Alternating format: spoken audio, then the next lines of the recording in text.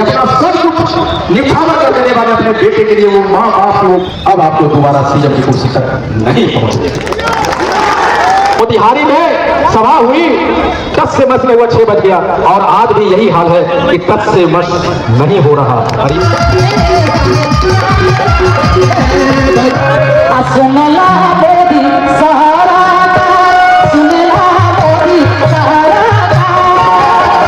क्या इस पसीने को हम लोग सार्थक बनाना चाहते हैं कि नहीं? हाथ उठाइए। आईपी गुप्ता, आईपी गुप्ता मजदूर का बेटा है, मेरा राजमिस्त्री का बेटा हूं मैं। और एक मजदूर, एक राजमिस्त्री पसीना बहाए बिना रुके, चाहे धूप हो, चाहे अंधी आंधड़ हो, चाहे आंधी हो या पसीना बहे, जाड़ा लगे, वो अपना काम करता रहता है कि नहीं? तो क्या वो हम लोग मजदूरी उस मजदूर के पसीना को जाया करने देंगे? अगर नहीं देंगे तो हाथ उठाइए और मेरे साथ कहिए कि जब तक ये सभा का अंतिम वक्ता अपनी बात नहीं रख लेता, हम जाने नहीं, यहां से जाएंगे नहीं। हम जहां हैं वहीं जमे रहेंगे। ये इसमें से इतने आदमी आए हैं जो अपने भविष्य के लिए, अपने बच्चों के भविष्य के लिए यहाँ आए, हाथ उठाइए। तो खाइए कसम मेरे साथ कि हम अपने उस बच्चे की भविष्य की कसम, जब तक सभा खत्म नहीं होगी हम यहां से जाएंगे नहीं। कितने लोग हैं जो मेरे साथ कसम खा रहे हैं? हाथ उठाइए। इस आंदोलन को, इस सरकार के विरुद्ध में जो हमारा आंदोलन है, अगर एक भी आदमी सभा खत्म होने से पहले अगर चला गया तो समझिए वो आरक्षण को वापसी नहीं चाहता है। इस आंदोलन का रथी नहीं हो सकता है। कितने आदमी हाथ नीचे कीजिए।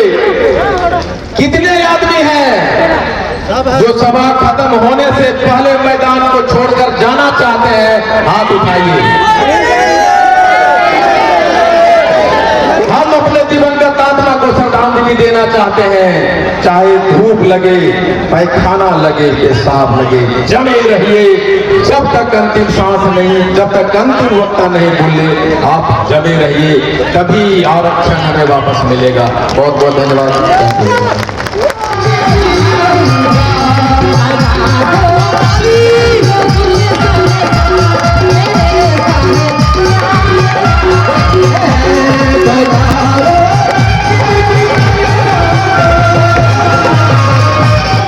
मेरे बाबूजी नहीं है, वो जिंदा नहीं है, लेकिन जब मैं बेतिया गया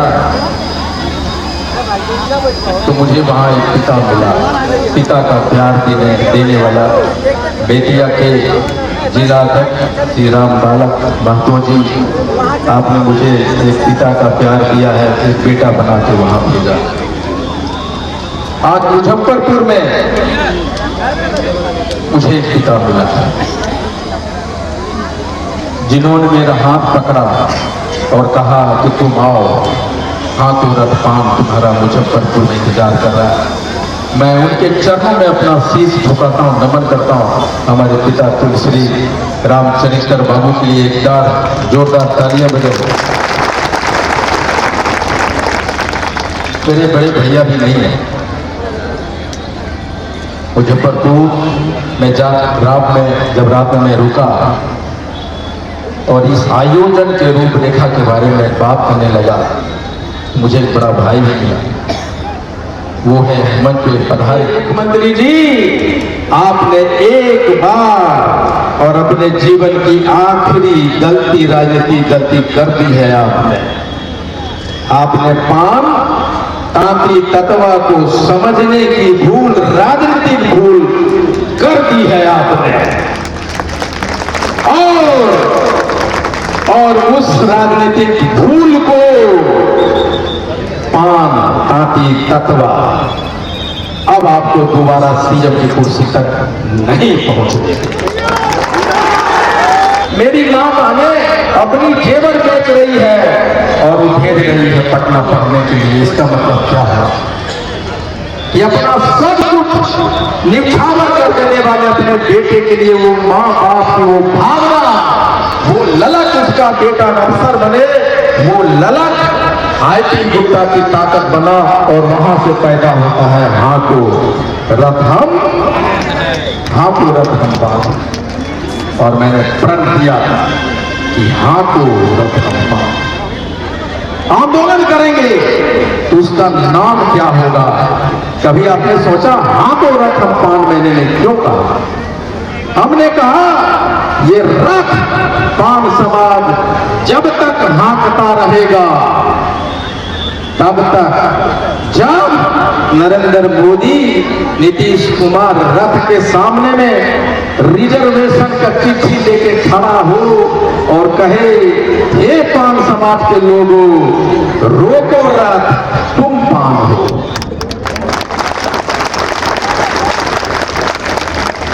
वो रथ तब तक चलता रहेगा जब तक ये जो हुक्मरान है वो आके कहे नहीं कि रोको रथ तुम पाओ। ये तो हमारे ताकत थे। चैलेंजेस क्या था? चैलेंजेस क्या था मेरे सामने? चैलेंज था 80 लाख लोगों को एक सूत्र में बांधना, आंदोलन के लिए सड़क पे लाना, एक एक बच्चे के दिमाग में ये देखना कि लड़ना होगा, लड़ने के लिए सीखना होगा। ये मेरा चैलेंज था और मैंने कहा कि आईपी गुप्ता तुम अपना गर्दन ऊंचा करो, दुश्मन तुम्हारा तलवार लेके सामने खड़ा है। और मैंने अपनी गर्दन ऊंचा किया और सामने तलवार खड़ा लोगों को कहा कि मैं निकल गया हूं और वो ताकत मुझे देती है आंखों रथम पान। अब क्या थे कि हमारे लोग जब जब इतिहास हुआ, इतिहास जब जब हुआ तब हमने देखा है कि इतिहास ये लड़ाई के खिलाफ जिसके खिलाफ हम लड़ते हैं वो लोग आपके ही लोगों को आपको हथियार बनाती है। ये हो चुका है। दरभंगा में 24 तारीख को हमने एक रैली रखा था और 17 तारीख को एक रैली हमारे लोगों ने रख दिया। उसमें किसको बुला रहा है? उसी को बुला रहा है जो हमारी आरक्षण को छीना है, उसको बुलाया जा रहा है।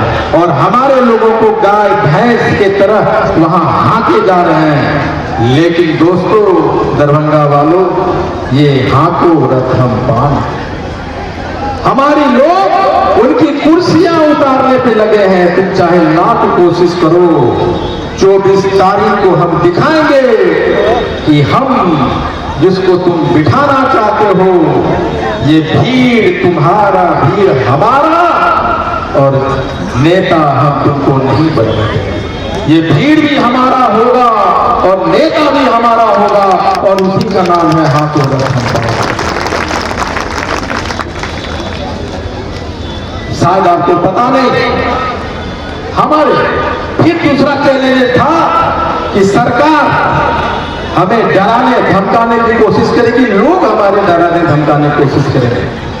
आज 4 दिन पहले हमारे घर पे सब दिन 2 आदमी आता है, कार से आता है, सब दिन देवता में आता है, मेरे गेट पे आता है, घूम के फिर चला जाता, फिर आता फिर चला जाता है। और वो पिक्चर हमारे सीसीटीवी में कैद होता है।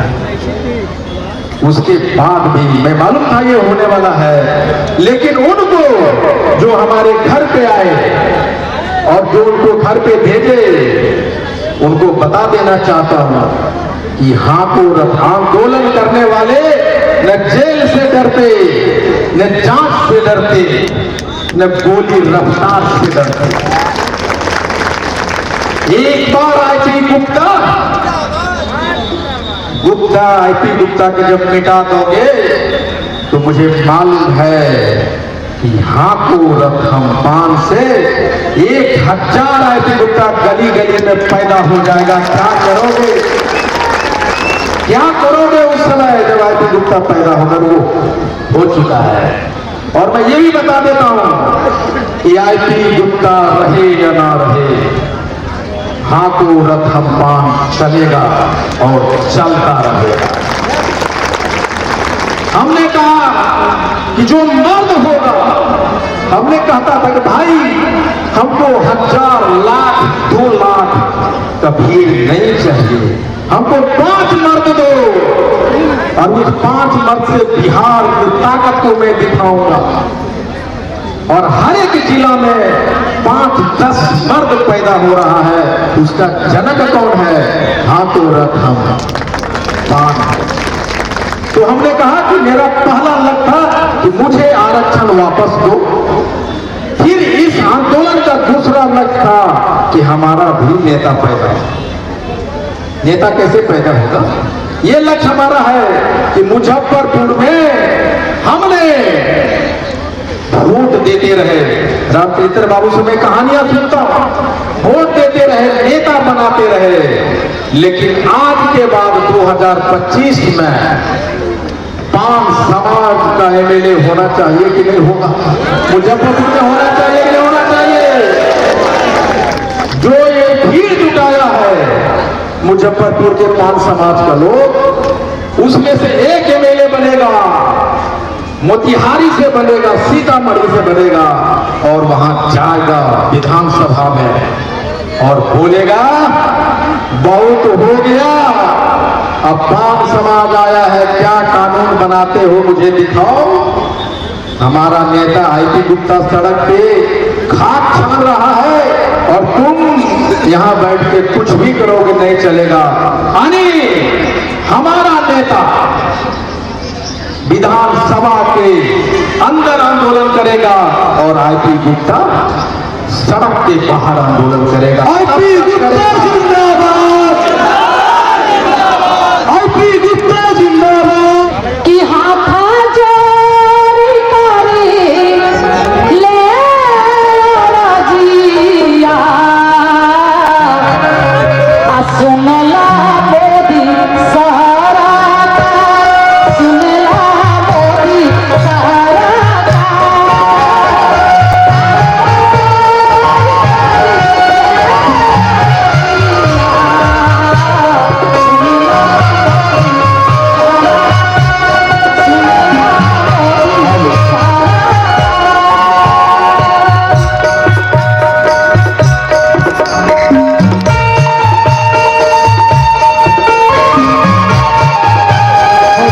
मोतिहारी में सभा हुई, 10 से मस में हुआ 6 बज गया और आज भी यही हाल है कि 10 से मस नहीं हो रहा और इसकी चर्चा सत्ता के गलियारे में होती है।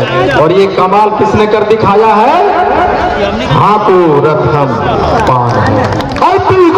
जिंदाबाद, जिंदाबाद, जिंदाबाद। मैं कह रहा था कैसे होगा, एक दिन आपने दे दिया है, इसकी खबर सरकार को चली गई है।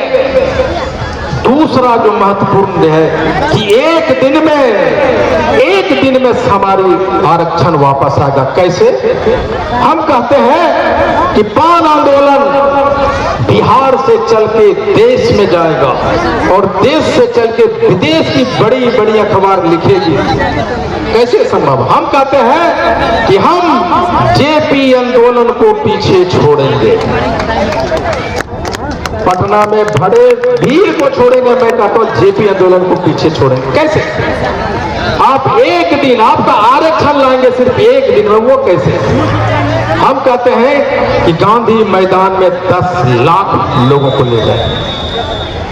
10 लाख लोग, आप याद कीजिए जब जेपी आंदोलन हुआ तो 10 लाख लोग थे, उससे ज्यादा भी हो सकता है, लेकिन ये 10 लाख उसमें सभी जाति के लोग थे, देश भर के लोग थे जेपी आंदोलन में।